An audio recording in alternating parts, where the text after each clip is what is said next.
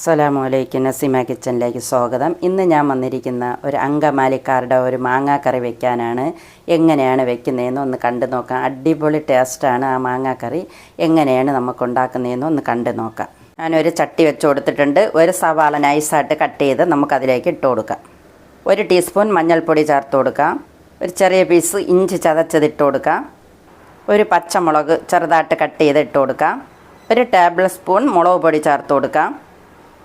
1 table spoon മല്ലിപ്പൊടി ചേർത്ത് കൊടുക്കാം. ആവശ്യത്തിന് ഉപ്പ് ചേർത്ത് കൊടുക്കാം.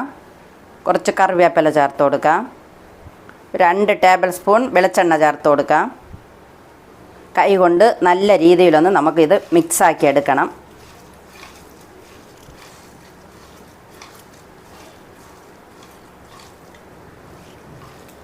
നല്ല രീതിയിൽ മിക്സാക്കിയിട്ടുണ്ട്.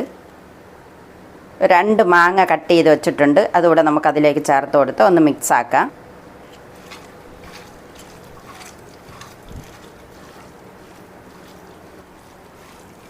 നല്ല രീതിയിൽ മിക്സാക്കിയിട്ടുണ്ട്.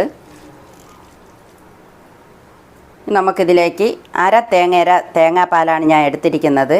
അതിൽ 2ാം പാൽ നമുക്കിതിലേക്ക് ഒഴിച്ചു കൊടുക്കാം. നമുക്കൊന്ന് മിക്സാക്കി അടുപ്പിലേക്ക് നമുക്കിത് വയ്ക്കാം. അടുപ്പിൽ വെച്ചിട്ടുണ്ട്. നമുക്ക് ഇനി നല്ല രീതിയിലൊന്ന് തിളച്ച് വേവട്ടെ. ഒന്ന് അടച്ച് വെച്ച് കൊടുക്കാം.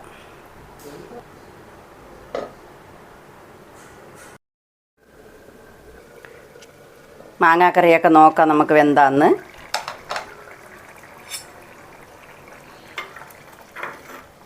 എല്ലാം പറ്റിയിട്ടുണ്ട്.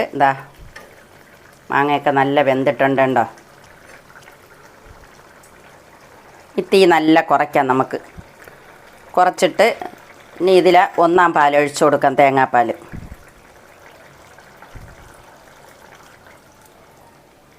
നല്ല രീതിയിലൊന്ന് മിക്സാക്കി കൊടുക്കാം.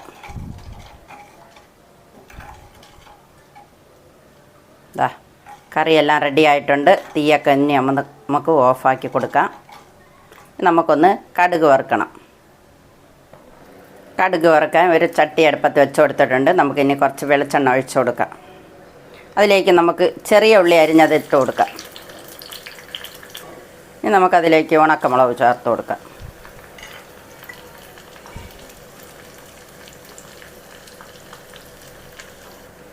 കറിവേപ്പില ചേർത്ത് കൊടുക്കാം.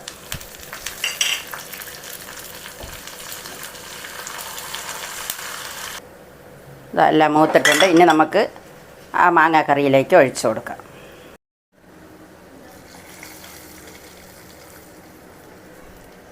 അങ്കമാലിക്കാരുടെ മാങ്ങാക്കറി റെഡി ആയിട്ടുണ്ട്. അടിപൊളി ടേസ്റ്റാണ്. എല്ലാവരും ഇതുപോലെ ഒന്ന് ഉണ്ടാക്കി നോക്കണം.